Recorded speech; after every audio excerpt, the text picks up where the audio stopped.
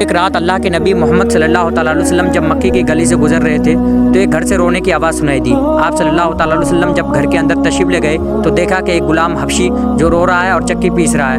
آپ صلی اللہ تعالیٰ علیہ وسلم نے پوچھا کہ تم کیوں رو رہے ہو؟ تو اس غلام نے کہا کہ میں پورے دن اپنے مالک کی بکریاں چڑھاتا ہوں اور جب تھک کے واپس آ جاتا ہوں تو میرے مالک مجھے ایک بوری اناج پیسنے دے دیتا ہے اور میری پوری رات اسی میں گزر جاتا ہے، اس لیے میں اپنی قسمت پہ رو رہا ہوں۔ آپ صلی اللہ تعالیٰ علیہ وسلم نے کہا کہ لاؤ چکے میں پیس دے رہا ہوں اور تم جا کے سو جاؤ۔ پھر اسی طرح اس غلام کا کئی دنوں تک آپ صلی اللہ تعالیٰ علیہ وسلم کام کرتے رہے۔ ایک دن اس غلام نے آپ صلی اللہ تعالیٰ علیہ وسلم سے پوچھا کہ آپ کون ہیں جو میرا اتنا خیال رکھتے ہیں؟ تو آپ صلی اللہ تعالیٰ علیہ وسلم نے ارشاد فرمایا، کیا تم نے سنا کہ مکے کے اندر ایک شخص ہے جو خود کو اللہ کا نبی کہتا ہے؟ تو اس غلام نے کہا کہ اگر آپ اللہ کے نبی ہیں تو آپ مجھے اپنے ساتھ شامل کر لیجیے۔ تو دوستو آپ جانتے ہیں کہ وہ شخص کون تھا؟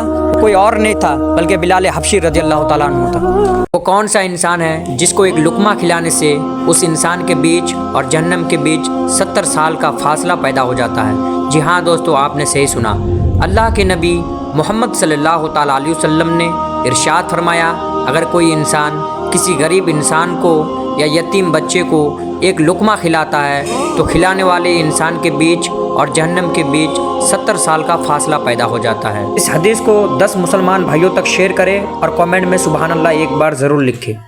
کہ نبی حضور صلی اللہ تعالیٰ علیہ وسلم نے ارشاد فرمایا، اگر کوئی شخص کسی کا ٹوٹا ہوا دل جوڑ دیتا ہے تو اللہ تبارک و تعالیٰ اس شخص کا بغیر حساب لیے ہوئے ان کو جنت میں داخل کر دیتا ہے، اور اگر کوئی کسی شخص کا دل توڑ دیتا ہے تو اللہ تبارک و تعالیٰ انہیں سیدھا جہنم میں بھیج دیتا ہے۔ اللہ تعالیٰ سے دعا ہے کہ ہم سے ایسی غلطی نہ ہو کہ ہم کسی کا دل توڑیں۔